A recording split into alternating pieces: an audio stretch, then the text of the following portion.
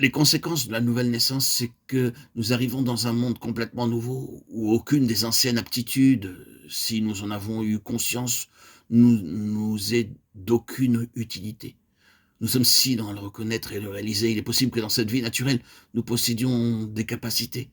Mais lorsque nous entrons dans le royaume céleste, nous arrivons dans un monde où toutes ces anciennes facultés naturelles ne trouvent aucun usage. Nous avons une nouvelle vie et cette vie a ses propres lois spécifiques et l'ancienne vie naturelle n'est d'aucune utilité dans cette sphère. Vous et moi, nous ne pouvons pas vivre dans le domaine de l'esprit, dans le domaine des choses de Dieu, par notre vie naturelle.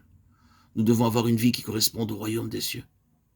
Désormais, nous nous découvrons en possession de cette nouvelle vie, une vie totalement différente. Elle requiert certaines choses que nous ne pouvons pas lui fournir à partir de notre vie naturelle. Nous devons apprendre comment vivre selon cette nouvelle vie et quelles sont ses exigences. Et à mesure que nous avançons de temps à autre, nous nous apercevons qu'il y a des choses qui ne sont pas justes, qui ne sont pas correctes, et que cette nouvelle vie ne se développe pas. Quel est le problème? Alors, par la souffrance même de cette vie, ce sentiment de strangulation dans notre vie spirituelle, nous apprenons une certaine loi de cette vie. Nous l'avons en quelque sorte violée, privée de ses exigences, nous n'avons pas coopéré avec elle. Elle a en elle ses propres lois. Nous devons les découvrir et vivre de manière adéquate. C'est une toute nouvelle et surprenante chose. Vivre selon cette vie divine relève d'une formidable éducation. Elle possède ses propres voies divines. Et elle ne se pliera pas à cette autre vie qui est par nature en nous. Il s'agit d'une vie complètement nouvelle et différente. C'est l'altérité absolue au sujet de ce que Christ est, comparé à nous. Nous avons une nouvelle marche.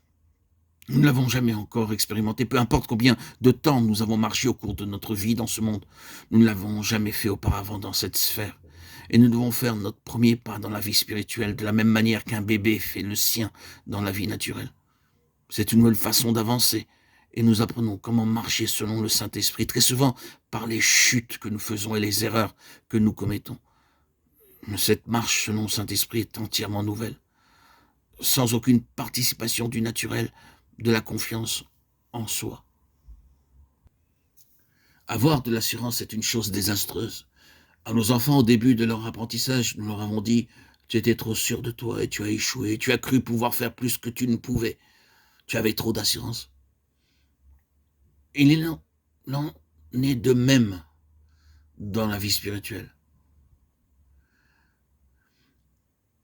Marcher selon le Saint-Esprit et non selon la chair est une nouvelle manière de marcher, qui ne laisse aucune place à la confiance en soi. C'est une connaissance inédite.